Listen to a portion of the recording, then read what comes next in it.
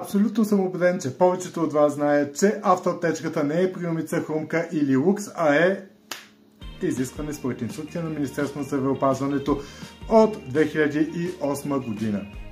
И понеже ние в firstaidbg.com абсолютно винаги следим последния моден писък в света на първата помощ, имам нещо да ви покажа, което сме ви подготвили.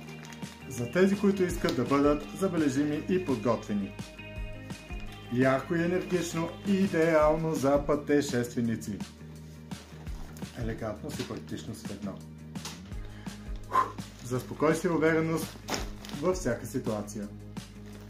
И разбира се, класическият цвят на сигурността и първата помощ.